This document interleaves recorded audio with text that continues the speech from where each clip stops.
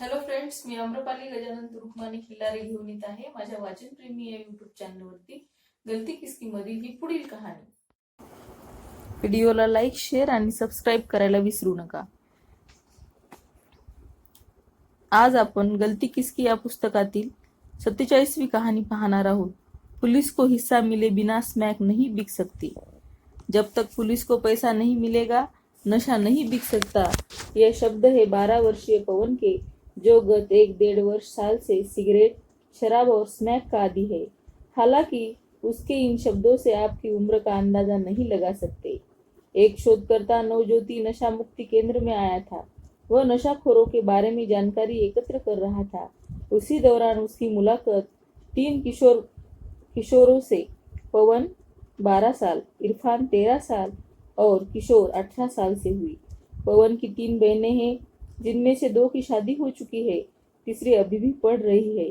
पवन ने बताया, 2-3 बार फेल होने के बाद पढ़ाई से मेरा मन उचट गया और मैंने 5वीं कक्षा के बाद पढ़ाई छोड़ दी. मेरे पिताजी दिल्ली के एक छोटे से होटल में और माँ होटल मालिक के घर में महरी के रूप में काम करती थी.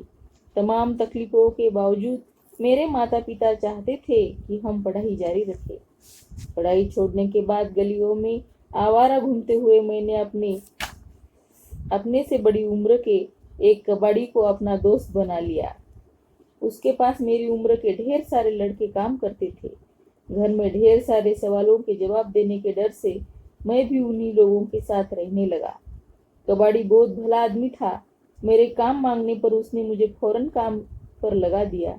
इस बात की जानकारी जब मेरे माता पिता को लगी तो वो बहुत नाराज हुए. उन्होंने मुझसे कहा कि मुझे काम करने की कोई ज़रूरत नहीं है, क्योंकि मेरी देखभाल करने में वे समर्थ थे. बहरहाल मैं उन्हें समझाने में कामयाब हो गया.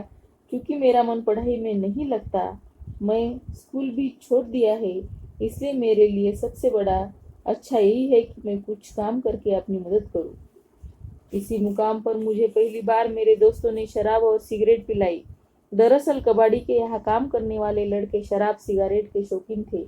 धीरे धीरे मेरा नशा बढ़ता चला गया. मैं स्मैक भी पीने लग गया. मुझे स्मैक की लत इतनी जल्दी पड़ गई कि उसके बगैर रहना मुझे दुश्वार हो गया.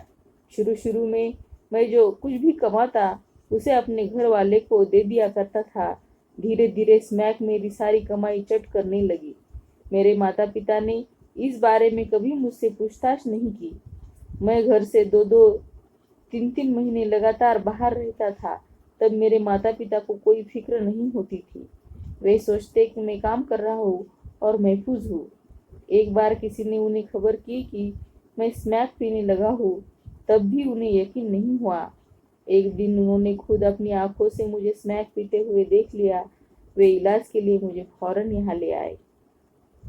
शोधकर्ता ने जब उससे पूछा कि इतनी सारी सुरक्षा के होते हुए तुम जैसे लड़कों को स्मैक का अपना कोटा कैसे मिल जाते, उसके चहकाते हुए कहा, सुरक्षा? कैसी सुरक्षा?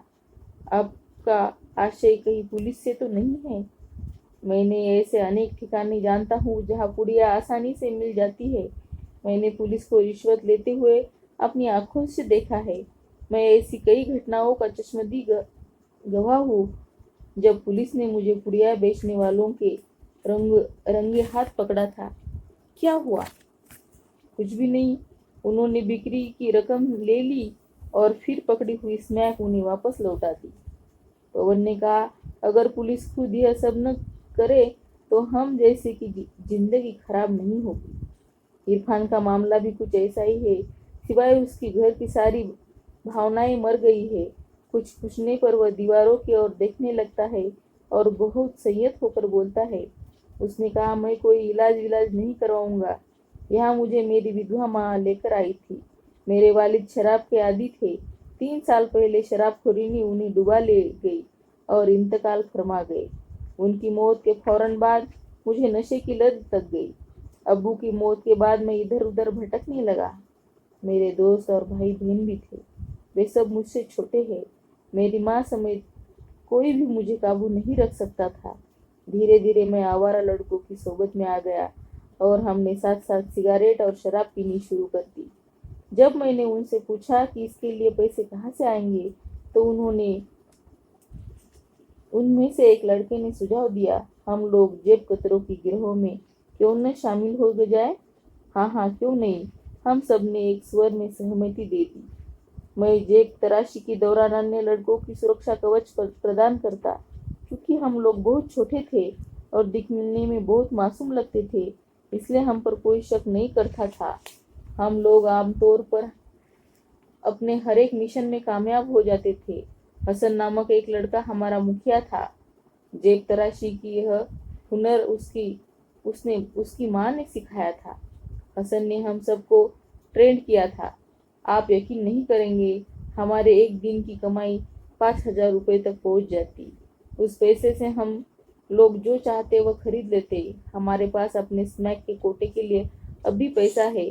कभी कभी मैं अपनी कमाई से कुछ पैसे अपनी गरीब माँ को भी दे आता था। वह मेरे छोटे भाई बहनों का गुजारा करने के लिए लोगों के कपड़े सीती है। इरफान ने बताया कि मेरी वजह से वह बहुत नाराज रहती है। मेरा नाम किशोर है। मेरी कहानी भी इन दोनों लड़के जैसी है, सिवाय इसके कि मेरी वजह से मेरे माता पिता को अपना छोटा सा कारोबार छोड़कर वापस पश्चिम बंगाल में अपने गांव चला जाना पड़ा। न तो वे मुझे बर्दाश्त कर सकते थे और न ही स्थानिक नागरिकों और पुलिस के दबाव को। मैंने इलाकों को कुख्यात चोर था। मैं सिर्फ अपनी नशे की लत पूरी करने के लिए चोरी करता था। आखिर कोई क्या करे। क्या आपको मालूम है कि ढेर सारी गिद्धों के होते हुए झुग्गी झोपड़ी में लोग किस तरह जीते हैं। आप जानबूझकर भी उनसे अपना पीछा नहीं छुड़ा सकते। अगर आपको उस इलाके में रहना है तो उनकी सोबत से बच नहीं सकते, और अगर सोबत से नहीं बच सकते तो नशे से भी बच नहीं सकते, बुराई से भी नहीं। इसमें गलती किसकी है? इसमें गलती किसकी है?